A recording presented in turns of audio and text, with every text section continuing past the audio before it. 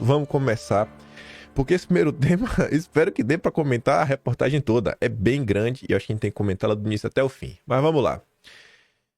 Só um aviso aqui rápido, não tem nem o que se estender. Aqui é só um aviso do que possivelmente vai acontecer. A Luísa Martins diz que possivelmente os indicados por Bolsonaro devem ficar de fora de eventual julgamento sobre o plano de golpe. Porque, a priori, o caso seria julgado pela primeira turma. Ela diz ao longo de sua matéria que a primeira turma seria possivelmente melhor e mais fácil de obter uma decisão unânime, né? Obviamente contra Bolsonaro. Caio Junqueira, também lá da CNN, fez aí sua análise e ele diz o seguinte: Bolsonaro tem chance zero de se salvar no Supremo. Aí ele fala o seguinte, né, que o julgamento de Bolsonaro será o grande acontecimento da política em 2025. Disso daí não dá para discordar. Nunca antes um político que atacou a corte foi julgado pela própria corte. Nunca antes o país julgou civis e militares acusados de dar um golpe de Estado. Por isso, é certo que o componente político desse julgamento estará presente do começo ao fim. Né? Talvez, né, seja isso também. Mas as suas nuances estarão nos aspectos técnicos que os operadores de direito já começam a debater. Por exemplo, até onde o fato de o golpe não ter sido consumado pode levar seus idealizadores à condenação. Ou até que ponto a ausência, pelo menos até agora, de uma digital clara de Bolsonaro autorizando toda a operação pode levá-la à prisão. O debate jurídico está na mesa, mas, pelas declarações até agora, a decisão do Supremo já está tomada e Bolsonaro será condenado. E você vê, né, que vai fazer muito sentido. Aqui é um tiquinho. Até que ponto há ausência de uma digital clara de Bolsonaro? Você vê que as pessoas comentam isso, né? Pô, cadê a prova aí contra Bolsonaro? Mas do lado de lá tá a esquerda, não, mas veja isso, veja aquilo outro, mas como é que ele não poderia saber? A esquerda brasileira e parte do consórcio tá querendo criar aquele cenário onde existem tantas variáveis que tornaria impossível Bolsonaro não saber de isso, daquilo outro, etc, tudo mais. Mas assim, ainda até que Bolsonaro soubesse do que tá acontecendo, a gente sabe, e qualquer outra coisa, assim, é um salto, né? Os caras até querem saltar para ser uma conclusão meio complicada. Você vê, a própria imprensa, né, quando ela fala, até o momento não tem, né, uma digital de Bolsonaro. Beleza, a gente chega lá. O mesmo Caio Junqueira acabou circulando ontem num recorte, falando o seguinte. O Supremo Tribunal Federal é o grande adversário político do Bolsonaro e do bolsonarismo. Isso dá outra dimensão. No caso do Lula, era um juiz federal de primeira instância lá de Curitiba. E o Lula foi preso e ele foi retirado da prisão justamente, se nós fizermos uma leitura política, porque ele era o único capaz justamente de derrotar o Bolsonaro nas urnas, que é o que acabou acontecendo. Essa é uma leitura, não tô nem comprando essa tese, mas é uma tese que circula, né? É uma tese viável e legítima também. Pode circular. Sim, só que é diferente. Ele foi libertado para derrotar o Bolsonaro, foi isso? Sim, não, eu estou dizendo que essa tese é uma tese que, né, e ela é legítima também, é uma tese legítima. Porque o mesmo tribunal, o mesmo judiciário, professor, que colocou o Lula na cadeia, tirou ele da cadeia, 4 anos depois. Num contexto político de um presidente da República que tinha o Supremo Tribunal Federal como adversário político. E num contexto político de uma operação como a Lava Jato, que começava a avançar, inclusive, em cortes superiores. Então tem todo um contexto político ali muito forte. Eu acho que a grande questão desse julgamento do Bolsonaro é até que ponto ele vai ser político e ele vai ser técnico. Porque, pelo menos, a percepção que a gente tem é que ele já está condenado, ele já está preso. E é uma situação diferente da do Lula. Eu acho que é incomparável a situação do Bolsonaro com a situação do Lula. Eu gostei dessa legenda aqui, né? Rasgou o verbo. Jornalista da CNN diz a verdade, pode ser demitido. Gostei mesmo, falando sério. Eu acho que tem que colocar assim mesmo. Porque isso aí é verdade. É verdade mesmo. Alguém acha que não é possível? O Brasil de hoje, da CNN controlada pelo grande João Camargo aí, fundador do Grupo Esfera, Alguém vai me falar que não existe a possibilidade do Caio Junqueira ser demitido por falar isso? Eu gosto dessa linha editorial. Gosto da linha. Mas falou aí, né? Aí você vê lá que o professor que foi na CNN, não, mas o Lula solto, né? Porque só ele podia derrotar Bolsonaro. Ah, isso é maluquice, é teoria da conspiração. Ai, ai, ai, o Brasil. Mas vamos lá. Gente, David Agape fez uma longa reportagem. Vocês devem lembrar do Agape, aquele que participou da revelação aí, né, do Twitter Files Brasil. Ele junto com Oliveira, com Schellenberger. E aí o Agape resolveu fazer o que talvez até a defesa de Bolsonaro deveria ter feito. Não, não. Tem advogado, tem tudo aí. E eu acho que, bom, partindo do pressuposto que o Caio Junqueira esteja certo e que estamos diante de uma questão política, mas também tem alguns aspectos técnicos, mas enfim, a questão política também envolve, né, esse embate, né, essa disputa de narrativas, um lado empurrando de um lado empurrando do outro, até porque, como o próprio Caio Junqueira diz, até o presente momento não existe uma digital clara de Bolsonaro em nada. Então fica meio naquele campo, não, acusa de um lado, acusa do outro, aí não sei o quê. Então, eu acho que seria importante realmente pegar o documento e traduzir.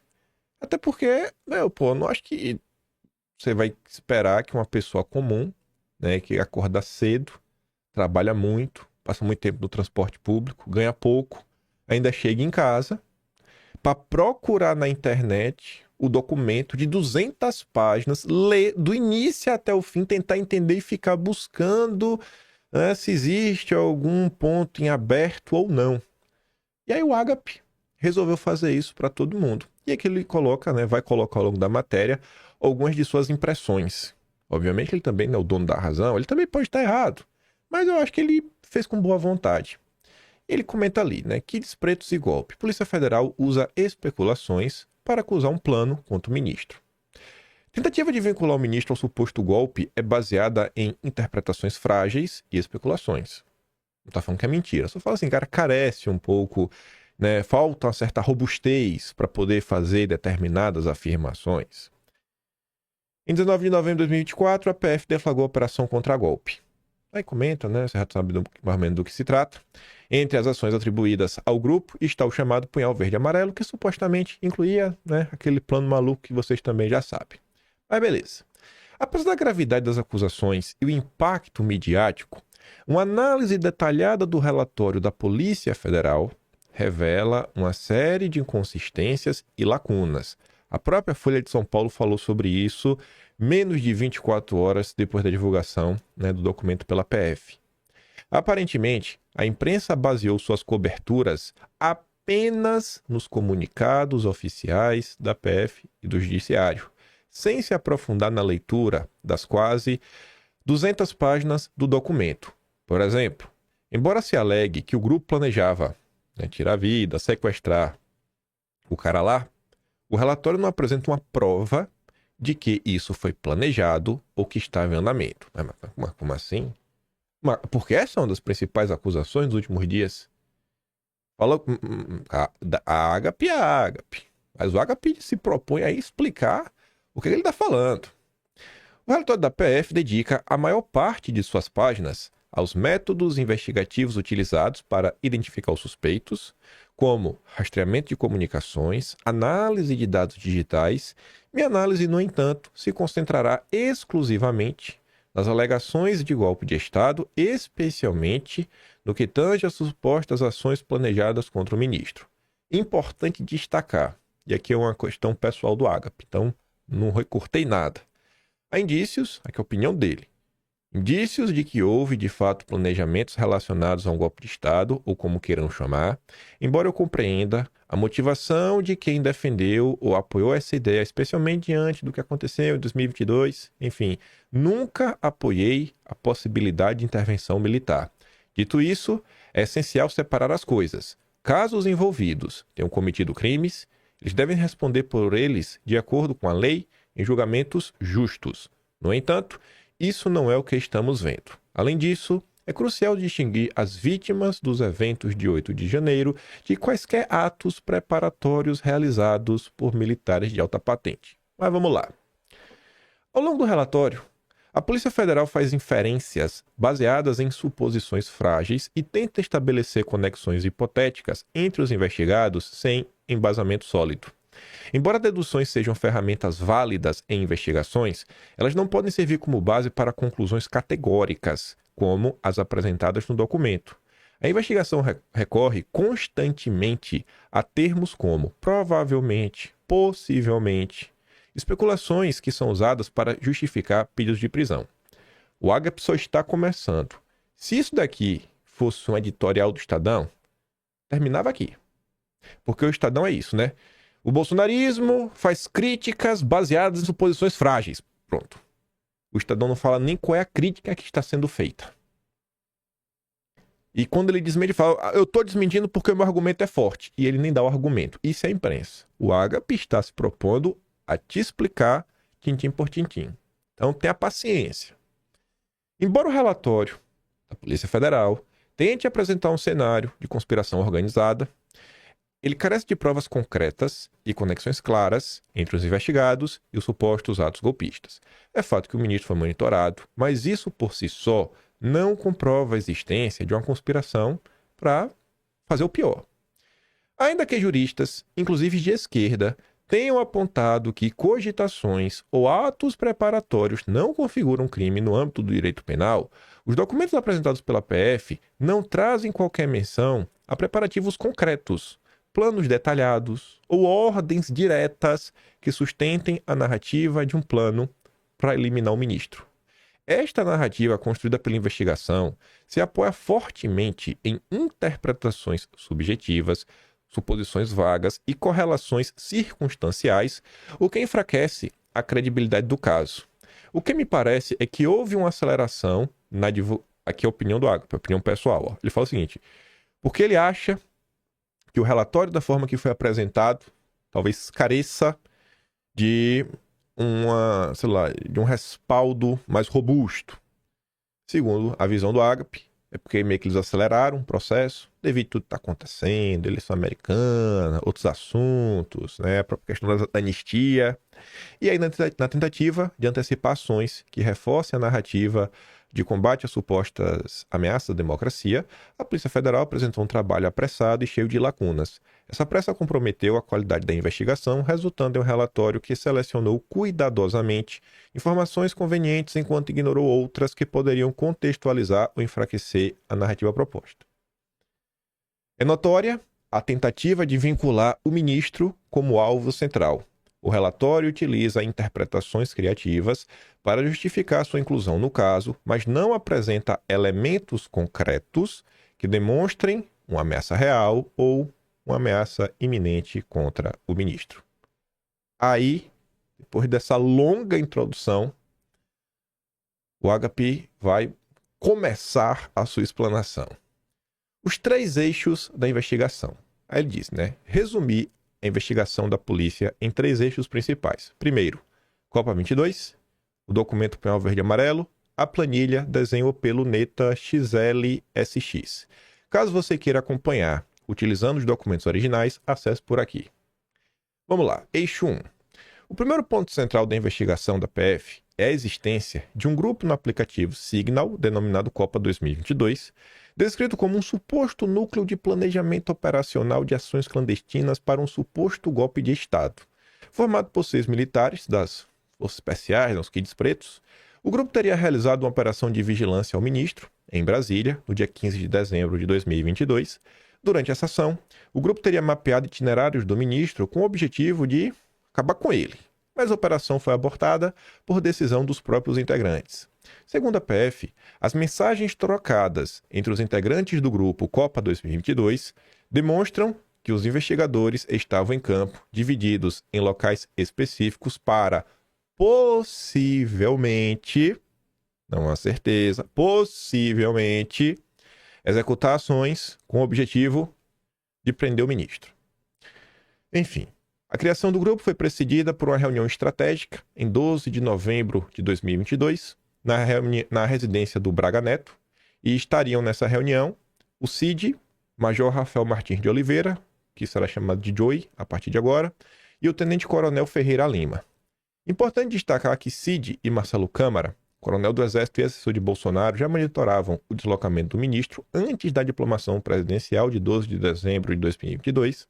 Mensagens entre eles, analisadas por peritos, revelaram a identificação de rotas específicas como o trecho 5, usado pelo ministro, e detalhes logísticos do evento. As investigações também apontaram que Câmara e CID usavam o codinome professora para se referir ao ministro e que acompanhavam seus deslocamentos entre Brasília e São Paulo.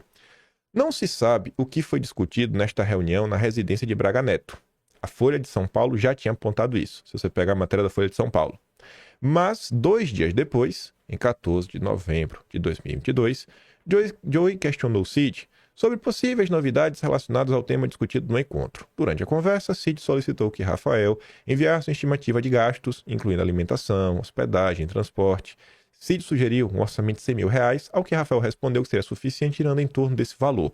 Em 15 de novembro, Rafael enviou um documento não recuperado, intitulado Copa 2022. Esse mesmo nome foi utilizado posteriormente para denominar o grupo no aplicativo Signal, criado no dia 15 de dezembro de 2022. Aí vai. Na data mencionada, o grupo esteve posicionado em pontos estratégicos de Brasília. As mensagens recuperadas pela PF indicam que às 8h33, os integrantes já estavam em suas posições e prontos para realizar uma ação cujo objetivo permanece não especificado. E o Ágape vai abordar sobre aquela história do táxi, e essa história do táxi é interessante. No entanto, às 8h57 da noite, o operador Teixeira Lafayette 230, identificado pela PF como líder do grupo, também associado ao codinome Alemanha, compartilhou no grupo a notícia do portal Metrópolis. A manchete informava que o Supremo havia adiado a votação do orçamento secreto para a segunda seguinte. Os ministros haviam encerrado as atividades do plenário no início da noite. Com a mudança de cenário, o Teixeira Lafayette 230 tomou a decisão de abortar a operação. Às 20h57, ele enviou uma mensagem determinando a retirada. Abortar Áustria. Volta para o local de desembarque. Estamos aqui. A partir desse momento, os envolvidos iniciaram manobras de extração e evasão. Teixeira Lafayette 230 deu orientações adicionais, incluindo instruções para que Gana prosseguisse para resgate junto a Japão, enquanto o Brasil já teria seguido para o ponto de resgate. Houve ainda a ordem de deixar uma motocicleta no local, onde havia sido estacionada, removendo a bateria e cobrindo-a com a capa. A movimentação de Gana. E aqui que está. Ela estava lá monitorando, que ia pegar o cara e tudo mais. Isso aí que é a história que foi colocada na mesa. Todo mundo acompanhou. Nós estávamos lá monitorando e iam pegar o cara. Como que se chegou a esse entendimento? E por que o Ágape acha que esse entendimento talvez não seja bem assim? Um fato curioso, que merece análise detalhada. Após a ordem de retirada, um membro do grupo identificado como Gana percorreu a pé um longo trajeto pela Asa Sul em Brasília por não encontrar um táxi. Após caminhar por vários quilômetros, ele chegou na SQS 306, no supermercado Comper, às 9h33, ou seja, 34 minutos depois do fim da missão, que foi ordenado às 8h59. De lá, ele continuou a pé, até o Shopping Pátio Brasil, onde foi resgatado por Rafael de Oliveira. Aí, veja só, o cara tava lá e falou, acaba a missão, abordar. Ele saiu de um determinado local e 34 minutos depois, ele chegou no supermercado. Mantém isso na cabeça. Segundo a investigação, a localização inicial de Gana coincidiria com a residência do ministro, na SQS 312. Aí, para comprovar essa tese, porque assim, não se sabe onde o cara estava. Por que falaram que possivelmente ele estava lá, na casa do ministro? Porque a Polícia Federal, né, fez uma simulação usando o Google Maps, e aí eles calcularam que uma caminhada da residência do ministro, na SQS 312, Bloco K, até o supermercado Comper, pela via W3, levaria 30 minutos, num total de 2,1 quilômetros. Para a Polícia Federal, essa movimentação indicaria um plano premeditado para abordar o ministro. Só que essa conclusão, segundo o Agape, é meio que absurda. Refizemos a simulação no Google Maps e obtivemos resultados diferentes. 36 minutos e 2,6 quilômetros para o mesmo trajeto pela via W3 Sul. Essa discrepância, embora pequena, levanta questões sobre a confiabilidade de ferramentas como o Google Maps para sustentar uma acusação desse tipo. Essas simulações não consideram condições específicas da via no dia, variações no ritmo de caminhada de cada indivíduo ou mesmo possíveis desvios feitos por Gana. Ademais, Asa Sul é a área mais densamente povoada de Brasília, com 120 mil habitantes e alta concentração de residências funcionais de autoridades públicas. Não há evidências concretas de que Gana tenha partido da Esquece do 312, que é a região lá do ministro.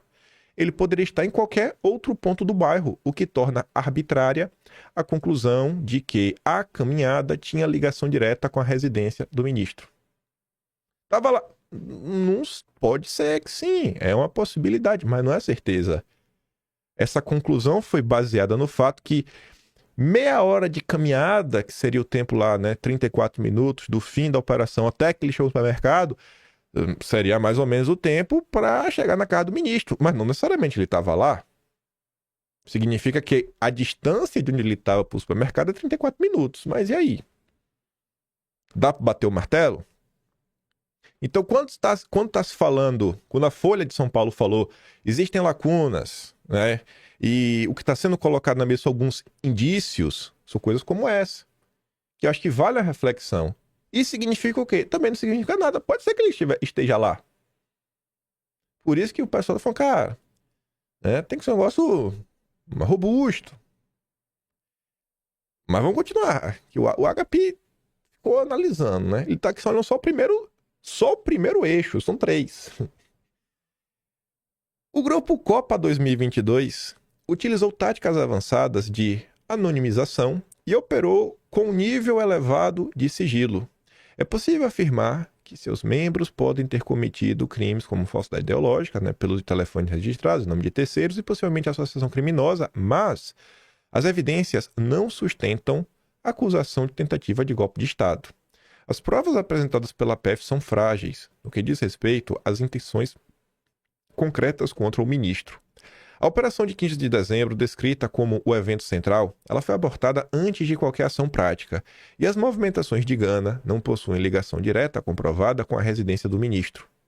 A precariedade da ação, a desorganização evidente e os improvisos registrados nas mensagens trocadas pelos integrantes não sugerem que o grupo tivesse capacidade ou coordenação suficiente para concretizar qualquer plano contra o ministro ou executar um golpe de Estado. Mas eles podiam tentar também. Além disso, não há indícios de que os integrantes do grupo tivessem, né, algum tipo de ferramenta ou equipamentos táticos. Mas vocês devem ter acompanhado as conclusões da imprensa. Tido como certo. Não, eu queria ler ali mesmo. Cara, pode ser. Não é impossível. Só não dá pra cravar. Falar assim, é isso que aconteceu 100%. Eixo 2. O punhal verde e amarelo. O segundo ponto central da investigação da PF é o documento denominado punhal verde e amarelo, apontado como a principal prova de que havia um plano para acabar com Lula e o Alckmin. O arquivo foi encontrado em um HD associado ao general da reserva Mário Fernandes e é descrito como um planejamento detalhado para ações clandestinas voltadas, né, a eliminar as autoridades, como é descrito, né, foi publicado.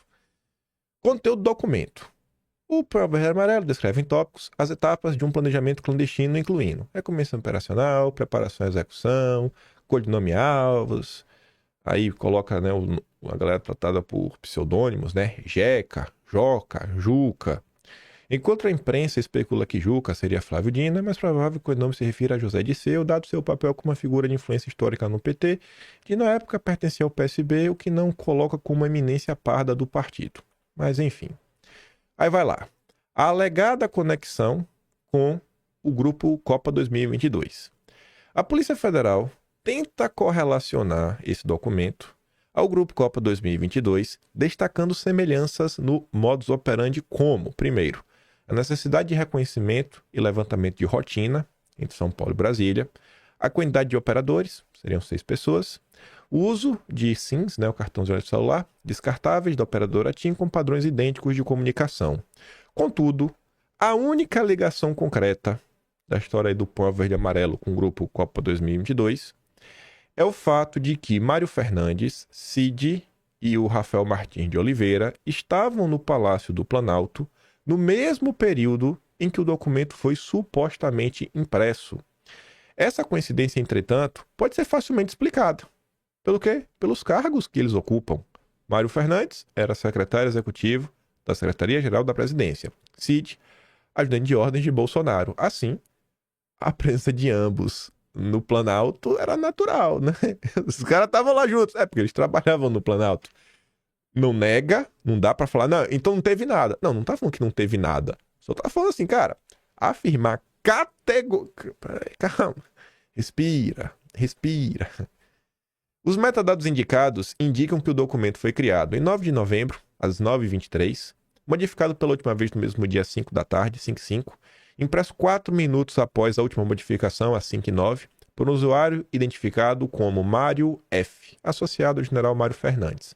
Logo após a impressão, Mário Fernandes registrou a entrada no Palácio da Alvorada, sugerindo que o documento foi entregue pessoalmente a Bolsonaro.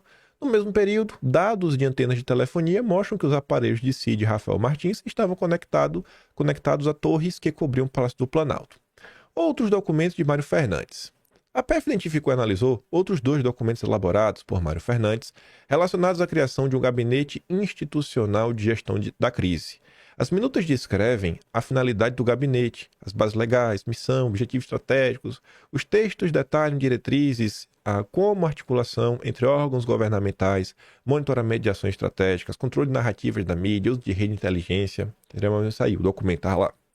Há também a previsão de alinhar a comunicação pública e buscar apoio parlamentar para implementar medidas previstas no decreto presidencial. Aí diz, meu documento que é 16 de dezembro, aí coloca ali, intitulado HD 2022B, DocX, enfim. De acordo com a investigação, a Polícia Federal identificou evidências de que os documentos foram impressos no Palácio do Planalto. Aí coloca, 2h06 da tarde, o arquivo HD 2022A foi modificado.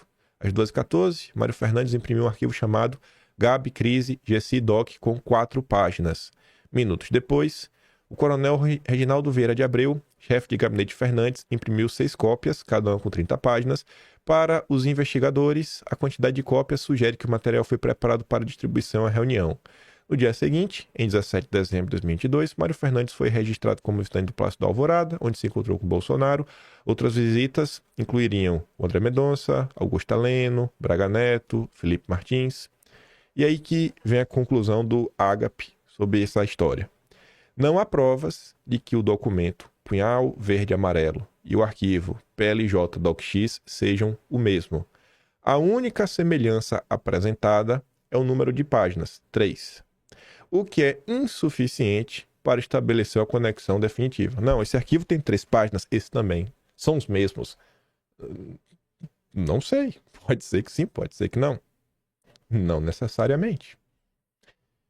Além disso, não há evidência de que o documento tenha sido entregue a Bolsonaro ou ao Major Rafael Martins de Oliveira, o Joey, nem que Mário Fernandes e Rafael tenham se encontrado no dia em que o documento foi impresso. A presença de Mário Fernandes e Cid no Palácio do Planalto não constitui prova de envolvimento em um plano golpista, considerando que eles têm funções oficiais. Mais importante, o documento Punhal Verde e Amarelo não menciona o ministro em nenhum momento. Nenhum momento. A tentativa de vinculá-lo a um planejamento, para acabar com ele, não tem um fundamento concreto. A Polícia Federal afirma em seu relatório. Aí tá aqui, ó. O Abif colocou em aspas. O que tá, ele tirou do relatório e colocou aqui. O contexto de emprego de ferramentas letais, bem como de uso de artefatos ou envenenamento, revelam que o grupo investigado trabalhava com a possibilidade de acabar com o ministro. Essa afirmação é claramente especulativa e sem qualquer base probatória. Não há qualquer elemento no documento que justifique tal conclusão. Não há qualquer indício concreto de que o documento Punhal Verde e Amarelo tenha relação com o grupo Copa 2022. Além de coincidências operacionais genéricas, como o número de operadores, uso dos SIM cards. Além disso, o uso de codinomes e padrões de comunicação não comprova que o documento foi operacionalizado ou que havia capacidade para executar as ações planejadas. A similaridade entre o documento e os eventos do Grupo Copa 2022 pode ser interpretada como uma sobreposição de métodos comuns, mas sem vínculo direto. Não significa que não tem, mas carece de informações. Embora a existência de um documento que descreva um planejamento violento desse tipo seja preocupante e mereça críticas, não há provas de que o documento indicaria um plano para desviver ou sequestrar o ministro. Por último, as 2 minutas do Gabinete Institucional de Gestão da Crise também não falam sobre o ministro ou nenhum tipo de eliminação. Aí vem o último, eixo 3, a planilha Desenho Opeluneta. O último ponto central da investigação da Polícia Federal é a planilha intitulada Desenho Opeluneta XLSX, localizada em um pendrive apreendido com o tenente-coronel Hélio Ferreira Lima durante a Operação Tempus Veritatis, deflagrada em 8 de fevereiro de 2024. A planilha, que possui mais de 200 linhas, é a única referência direta ao ministro até o momento. Segundo o Agape, você pega lá o relatório, né? Copa, a referência direta está aqui na planilha. Ainda que breve, em um trecho da fase intitulada Modelando o Ambiente, 3 tarefas são descritas como essenciais, e uma delas sendo neutralizar a capacidade de atuação do MIN-AM. A Polícia Federal interpretou que a sigla se refere ao ministro. O documento não apresenta mais detalhes de como essa neutralização seria realizada. Embora o arquivo estivesse em posse de Hélio Ferreira Lima, os metadados identificam como autor final um usuário chamado ST Vargas, cuja identidade não foi descoberta. A Desenho Opeluneta XLSX é descrita como um planejamento estratégico detalhado, estruturado em 3 colunas, fato, dedução, conclusão, abordando aspectos logísticos, políticos, militares, econômicos, relacionados a um suposto golpe de Estado. O objetivo declarado seria restabelecer a lei e a ordem por meio da retomada da legalidade, estabilidade institucional e segurança jurídica. Os principais pontos incluem, aí tá ali, eleições limpas, planejamento da operação, núcleo de controle, aí você tem ali conexões entre Hélio Ferreira Lima e os outros envolvidos. Além da apreensão da planilha, a PF destacou conexões entre Hélio Ferreira Lima e outros investigados. Quais seriam esses vínculos? Primeiro, a reunião em 12 de novembro de 2022. Ele teria participado, da casa do Braga Neto.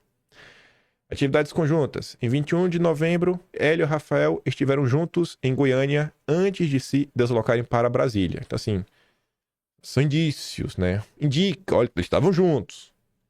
Mas eles falaram o quê? Não sei. Ele estava na reunião. Tá, mas... E aí? O que foi? Não sei. Em 22 de novembro, ambos foram registrados na região do Sudoeste, próximo ao Parque da Cidade, permanecendo no local por várias horas. Tá. Em 23 de novembro, a Ferreira Lima foi localizado próximo ao Supremo, enquanto Rafael esteve nas proximidades da residência funcional do ministro. A Polícia Federal interpreta essas movimentações como indicativas de atos de monitoramento contra o ministro, possivelmente para cumprir ordens de prisão que seriam autorizadas por Bolsonaro em caso de ruptura institucional. A tese de que a planilha Desenho Opeluneta XLSX foi utilizada como base para a Operação Copa 2022 e para a elaboração do documento Punhal Verde e Amarelo apresenta diversos problemas. Primeiro, não há comprovação de que Hélio Ferreira Lima tenha criado, lido, estudado ou sequer utilizado o documento. Até o metadado mostra que não foi ele que fez. A priori foi um usuário ST Vargas, né? Os metadados indicam como autor final o ST Vargas. Tampouco há evidências de que Hélio tenha compartilhado o arquivo com outros envolvidos. Então, como é que você vai juntar isso ao Punhal Verde e Amarelo a lá, o grupo, né, Copa 2022? Então, Não se sabe, mas tem disso. Ó, tá na União. Enfim. Não há evidência de que qualquer item da planilha tenha sido seguido ou executado pelos integrantes do Grupo Copa 2022 ou do Plano Punhal Verde e Amarelo. A única menção ao ministro no documento é a tarefa de neutralizar a capacidade de atuação do MIN-AM. Essa referência não implica em acabar com o cara, como sugerido pela PF. A interpretação do termo neutralizar, né? Esse termo aí está ligado ao uso da violência. Cara, isso é especulação. Isso aí seria... Assim, a palavra neutralizar ela é usada de diversas formas. Até, sei lá, no esporte. Sei lá, tá jogando um time de futebol contra outro time de futebol. Você tem que neutralizar o jogador. O que é fazer isso? É você marcar e não deixar ele jogar. Você vai eliminar o cara? Não é pra fazer isso. Então, o Agape tá comentando. Não necessariamente é do jeito que estão comentando. Pode ser que você pode. Às vezes a imprensa pode estar certa. Às vezes a Globo pode estar falando a verdade. Às vezes não. Tem que parar e olhar com calma. Especialmente considerando a ausência de detalhes operacionais que sustentem essa hipótese. Não, neutralizar, tá aí os detalhes disso. A planilha enfatiza a necessidade de eleições limpas e detalha etapas para investigar e divulgar supostas confusões no pleito 22. Não um plano de ruptura violenta contra as instituições. O restante do conteúdo apresenta narrativas genéricas como restabelecer a lei e a ordem. O que é que seria isso? Palavra genérica. Embora registros de localização mostrem coincidências nos trajetos de Hélio Ferreira Lima e Rafael de Oliveira, incluindo passagens próximas ao Supremo e à residência final do ministro, essas movimentações não são suficientes para provar que monitoravam o ministro com o objetivo de cumprir ordens de prisão. E aqui é estranho, óbvio que é estranho. Pô, o cara tava passando perto da casa do cara, passou... beleza. Mas também não dá pra você bater o martelo e falar foi isso que aconteceu. Por fim, é importante ressaltar que não tivemos acesso à íntegra da planilha, apenas aos trechos fornecidos pela Polícia Federal. Em nenhum momento aqui, tô falando que ninguém é inocente, também tô falando que ninguém é culpado. Aqui e o Agape também não falou nada. Eu acho que esse é o tipo de análise que a imprensa brasileira deveria estar fazendo. A imprensa brasileira tem muito jornalista, né? Pessoas pagas, pessoas especializadas no direito, pessoas que têm anos de experiência em cobertura, né, de processos, inquéritos. E Bolsonaro tem sua defesa também, né? Acho que a defesa de Bolsonaro... Não sei se, na verdade, seria a defesa de Bolsonaro, mas diga assim, então, os envolvidos aí, quem está sendo apontado, eu acho que alguém deveria pegar o papel, porque é do interesse deles, né, e entender, e o que eles acharem que não está sendo explicado como deveria por parte da imprensa, eu acho que cabe a algumas pessoas aí tentar esclarecer. Mas tá aí. Pelas explanações do Agape, pelas explanações que a Folha de São Paulo fez, pelo próprio Caio Junqueira falando, você vê que até o momento a torcida é grande. Pra condenar Bolsonaro, a torcida é grande. Tem muita confusão a ser esclarecida? Tem muita confusão a ser esclarecida. Mas, entre o que a Globo tá falando e o que está no papel, assim, a Globo tá forçando a mão. Tem uma galera forçando a mão. Pega aquela imagem ali, né? Ali a mão de um carrasco, segurando um martelo e a imprensa, né? Filmando assim, vamos que vamos. Vamos que vamos. Mas enfim. Continuando aqui na nossa jornada, Mário Sabino comenta sobre seus colegas do consórcio. Só faltou citar a Globo, né? Eu não consigo entender porque a turma não consegue falar da Globo. É comovente a estação jornalística com o indiciamento de Bolsonaro, sabendo que o Sabino odeia Bolsonaro. Os jornalistas brasileiros estão excitadíssimos com o indiciamento de Bolsonaro et caterva. Chega a ser comovente. Um deles comparou o que não existiu com o que existiu e disse que o golpe de Bolsonaro seria mais violento do que o de 64. Peço desculpa pelo arrobo do colega aos parentes das centenas de torturados e pessoas que perderam a vida, né, durante a ditadura. Há também aqueles que já declararam Bolsonaro acabado politicamente, esquecendo que as ressurreições e encarnações são milagre cotidiano neste país, né? A excitação é tão grande que ninguém está nem aí, outra vez, com o fato de uma das vítimas, na mira dos golpistas, ser o juiz que os sentenciará. Uma dessas inovações jurídicas que só cabem no Estado de Direito Tabajara sob o qual vivemos. Os jornalistas que não se incomodam com a inovação, pelo contrário, até aplaudem entusiasticamente, são os mesmos que ficaram indignadíssimos com o fato do então juiz Sérgio Moro conversar fora dos autos, né, com o então procurador Deltan Dallagnol, o que consistiria gravíssimo atentado contra o Estado de Direito. Os jornalistas estão citadíssimos, e alguns deles, armados do mais nobre revanchismo nascido em 64. Eles comemoram a humilhação que Bolsonaro e os que desprezo submetem às forças que se deixaram enredar nessa história suja. E eles chegam finalmente mostrando, né? Tabajara nascemos, Tabajaras morreremos, né? Não acho que o Brasil tá falando a ser o país do fracasso para sempre. Mas para começar a falar, trazer, né? Porque eu não gosto disso. Jornalistas fazem isso. Quem que falou isso? Então, se eu reclamo do consórcio que só faz acusações genéricas, a gente tem que mostrar. A gente tem que mostrar. Então, temos aqui, ó, o amigo do Deltan Dallagnol.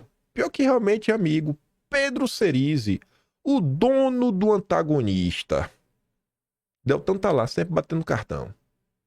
Eu queria ver Lula e Bolsonaro presos. É pedir muito?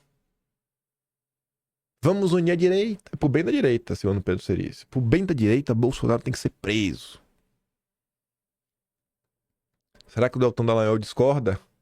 Se discordar, com certeza ele não vai falar com o Pedro Cerise, né? Não vai rebater, porque pô, falar mal do amigo, assim, público, pega mal, né, Deltan?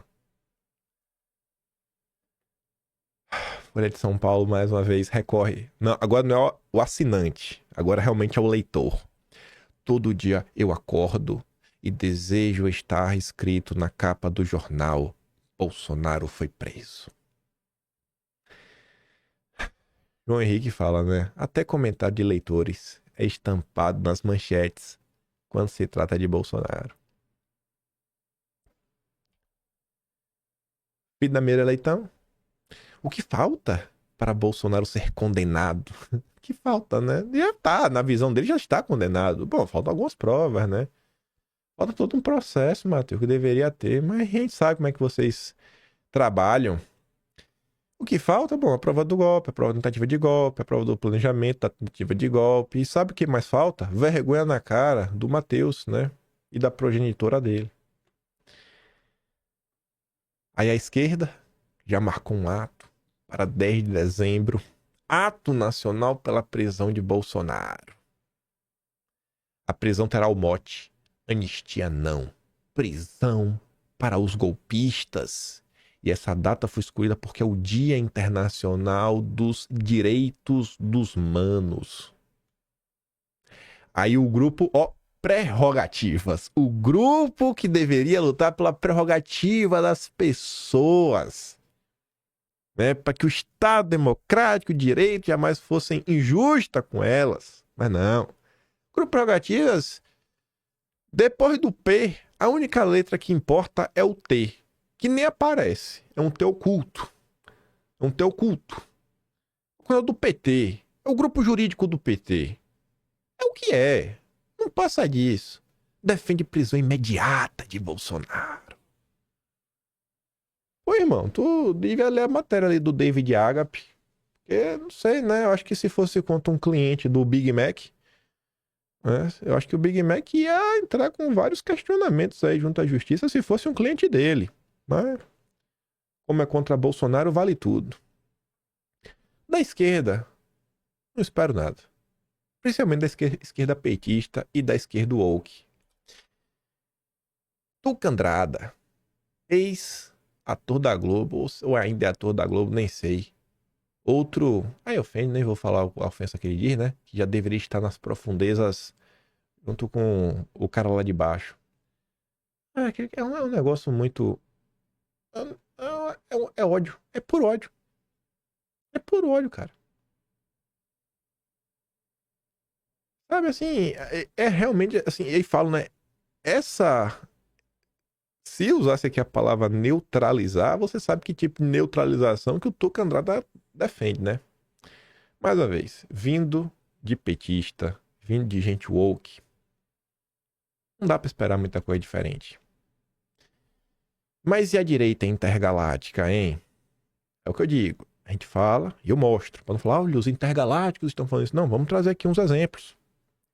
E aqui até eu faço um pedido de coração aberto, sem ironia nenhuma. Otávio Facuri, grande empresário, grande mecenas da direita. O Flávio Beal segue falando seu nome, se apresentando de seu nome, sabe? Quase, enfim, dá um enquadro, cara. Dá um enquadro. Se você acha aqui, Facuri, que isso daqui não presta, porque talvez ele discute. Talvez com a fala sua, ele bote a mão na consciência e reflita. Nervose? Tô rindo demais, esperando o bolso ir preso para ver quantos vagabundos vão acampar na porta para dar bom dia mito, igual faziam com o Mula em Curitiba. Vocês estão entendendo o que está acontecendo? Essa é a grande direita intergaláctica. Essa é a grande direita intergaláctica. Ah, os liberais que adoram posar de conservadores, mas não conseguem enganar nenhuma criança. Nunca foram a direita de verdade, é claro.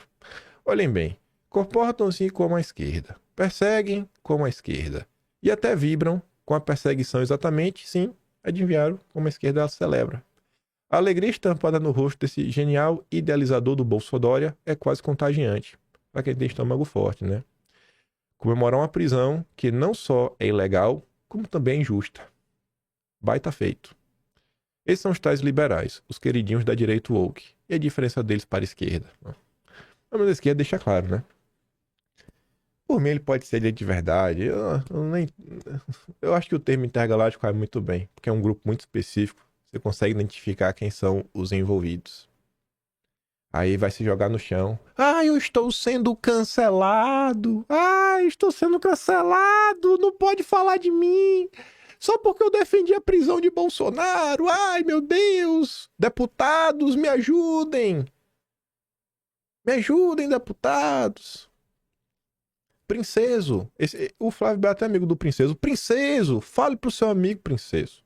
Ligue pro Facuri, faça uma videocall. Você, o Facuri e o Flávio Beal. Vá, Princeso. Princeso, use a sua diplomacia histórica de sua família, Orleans e Bragança. Convença o seu amigo Flávio Beal, Princeso. Faça isso pelo bem do Brasil. Ai. A Tsuki ontem escreveu uma parada. Eu tirei meio que a parte que me toca para despersonalizar a situação, não ficar focado em uma pessoa nem nada. E porque eu acho que é relevante. Eu realmente acho. Eu acho que a Tsuki, às vezes, ela consegue escrever umas coisas que às vezes é difícil de explicar, mas é tipo, às vezes como você se sente. Ela consegue colocar isso bem em palavras. Eu acho que vocês vão se identificar muito com isso daqui. Acho que é um processo natural de qualquer pessoa que começa a acompanhar a política. Ela fala assim, né? Vê aquele sentimento. Aqui não começa aqui a thread, mas daqui em diante vocês vão conseguir entender. Vê aquele sentimento de pertencimento a um grupo que eu considerava perfeito. E sendo assim, eu precisava levar as boas novas a todos do meu entorno. E quem sabe, né, convertê-los. Nossa, eu acordei pra política. Nossa, eu estou do lado certo. Tenho que contar pra todo mundo, tenho que trazer as pessoas. A empolgação e a inocência resultaram em decepções, rompimentos de amizades. Eu não imaginava que tantas pessoas próximas ou ocasionais a mim eram petistas, esquerdistas ou que apenas odiavam Bolsonaro. Imagine como essas pessoas passaram a me ver, especialmente no Facebook, quando eu virei uma máquina de desmentir o PT e jogar Bolsonaro pro alto, né? Empolgada. Eu era uma formiguinha numa selva, boba e sem saber onde eu estava me metendo. Ainda nessa época, mesmo vibrando dentro de mim a empolgação por pertencer a um grupo perfeito e engateando na política, eu procurava cultuar o bom senso e respeito às pessoas. Raro eram as vezes em que eu xingava um petista, até porque eu nutria um sentimento de fazê-los acordar e vivermos todos felizes no fantástico mundo de Bob. Já em 2019, aquela ingenuidade de pertencer a um grupo perfeito começou a ruir, junto com a certeza de que quase nada mudaria no cenário político em 4 anos. O conhecimento sobre os tipos de pessoas que estávamos lidando e como o Brasil foi amarrado nacionalmente e internacionalmente fez com que, gradativamente, eu começasse a voltar à razão e à realidade. E cá estamos nós, sobrevivendo e lutando pelo direito de poder existir. Toda essa gigante introdução foi para dar contexto ao que falarei sobre o que foi mostrado no vídeo. O que aconteceu com a direita?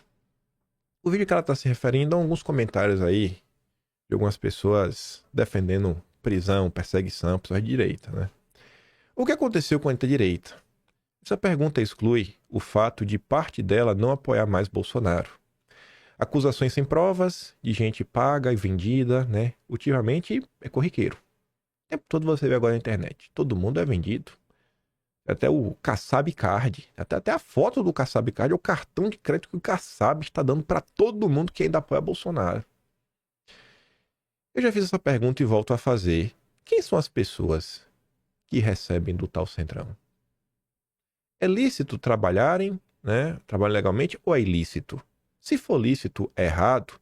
Se for errado, quem prega virtudes e essa cartilha nas redes, mas trabalha para o PL, falar mal do partido, do Bolsonaro e do Valdemar, também estão errados ou veremos a seletividade do silêncio entrar em ação? Qual a base para acusar pessoas de receber dinheiro? De onde partiu? Vocês podem provar? Além das acusações sem provas, temos xingamentos, que até é ok, pedidos abertos de cadeia, vários, e até desejo de neutralizar, como um dos assuntos mais falados no meio da direita que rejeita Bolsonaro publicamente ou não. A gente já mostrou aqui tweets, pessoas defendendo abertamente, por exemplo, que o PCC deve, seja, a turma do Italo Marcinho, lá do Twitter, é quem capitaneia isso. Diversos perfis, eles se escondem através lá, né, de perfis anônimos para pegar, né, eliminação física de pessoas. Mas enfim, né, e rogam para si o status inabalável, intransferível de defensores da democracia, do cristianismo, do moralismo, de princípios e valores, é como um título de perfeição em meus pecadores. Seguir sem Bolsonaro é um direito. Assim também, né, deveria ser um direito daqueles que quiserem permanecer ao lado de Bolsonaro. Mas não, tá proibido. Você só tem uma opção. É ficar contra Bolsonaro. Se você tá ao lado dele, você tá errado. No entanto, o que está acontecendo é o mesmo fenômeno de 2019, quando ocorreu a ruptura do Gentili e MBL com Bolsonaro e bolsonaristas. Não bastou romperem e construírem o seu caminho. Era necessário tentar destruir Bolsonaro e seus apoiadores. Rancor, raiva, amargura, fizeram essa direita revoltada com Bolsonaro dar as mãos para a esquerda na confecção do monstro CPM das fake news que nos atormenta até hoje. Mas o que se importa, né? Se era para acabar com o bolsonarismo? Tal imaturidade foi para defender a democracia ou os presos do dia 8 estão justamente sofrendo o peso da caneta do ministro que, empoderado por sentimentos alheios como amargura, mágoa, raiva e revolta, age como Deus. Mas no momento atual, as pessoas seguem fazendo o mesmo. Eu vejo muita coisa e me calo diante da maioria delas. Mas essa raiva contra apoiadores que sempre estiveram com Bolsonaro e outros que sempre devem ter abertamente, né, tá passando dos limites. Os posicionamentos sempre foram transparentes. Por que isso agora? Uma parte dessa direita de hoje, né, que decidiu se afastar de Bolsonaro, comporta-se de maneira arrogante, hipócrita, egoísta. Ela pode xingar, pode humilhar Bolsonaro, pode, né, os seus apoiadores, mas se você fala delas, aí se vitimizam, invertem a situação, puxa a carta do cancelamento, da mesma maneira que age a esquerda. O fato de existir discordâncias quanto à maneira de ação em resgatar o Brasil jamais deve ser levada ao ponto de perseguição, para acusar pessoas sem provas ou colocar a gente na cadeia. Essa é uma linha perigosa, que se ultrapassada todos perdem. Escolham seu lado, trabalhem pelo seu desenvolvimento, mas sejam justos e ajam com transparência, sem atalhos, seja para mostrar que seguem com Bolsonaro ou não. Meu posicionamento é claro. Ali, né? Fechado com quem? Todos aqueles que eu acredito que estejam fechados com o Bolsonaro. E ela tá comentando assim, veja umas coisas que eu estava mostrando em vídeo. Aí você pode falar, mas se você estiver fazendo uma tabelinha, eu sempre, sei lá, trago um comentário da Tsuki em vídeo. Aí você faz uma tabelinha para vocês criarem um possível cenário que esse tipo de coisa tá acontecendo. Só porque o Flávio Beal, o amigo do Princeso e do Facuri, que é Bolsonaro preso, é só isso que tá acontecendo? É uma pessoa só no meio de várias? São vários comentários que eu fui trazendo ao longo dos últimos meses. E você vê pessoas, sim, de bolhas diferentes, não bolhas que estão contra, mas sim, só de bolhas, porque tem várias bolhas, né? Várias microbolhas dentro da direita. Mas, por exemplo, Alan dos Santos. Alan dos Santos não tá na mesma bolha, não tá na mesma bolha da Tsuki. Enfim, não é que seja inimigo nem nada, só pra mostrar, tá em blocos diferentes. Eu não acho que o Alan dos Santos resolveu comentar isso daqui por causa da Tsuki, até porque ele tá dando RT, um rapaz chamado ali Alisson.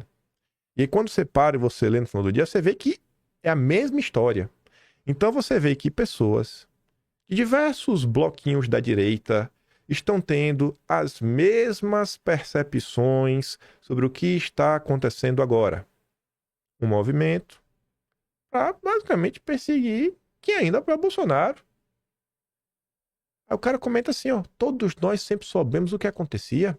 Bolsonaro conseguiu usar esse sentimento de todos nós para se eleger, né, em 18, prometendo e falando que era possível resolver tudo isso muito rápido. Se em 28 anos de Congresso ele sabia que não era fácil, por que mentiu e nos enganou?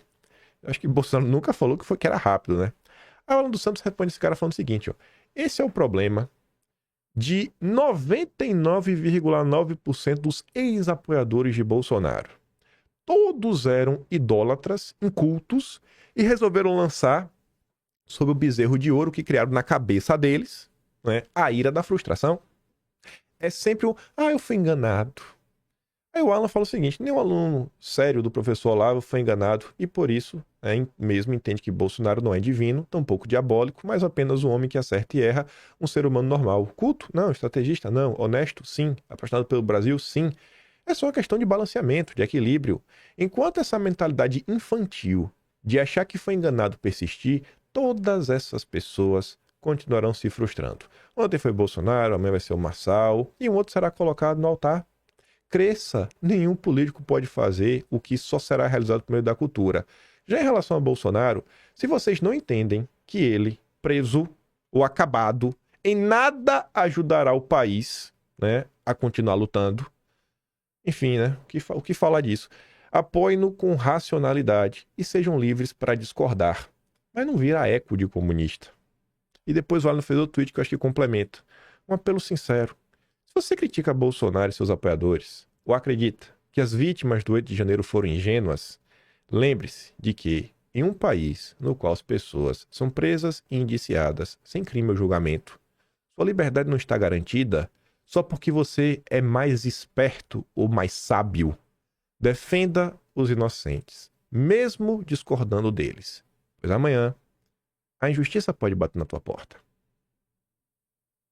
Para mais de uma pessoa estar se debruçando, fazendo reflexões sobre o mesmo assunto, é porque talvez esse assunto, né, tenha algum lastro na realidade. É porque talvez, né, essas palavras precisam ser ditas.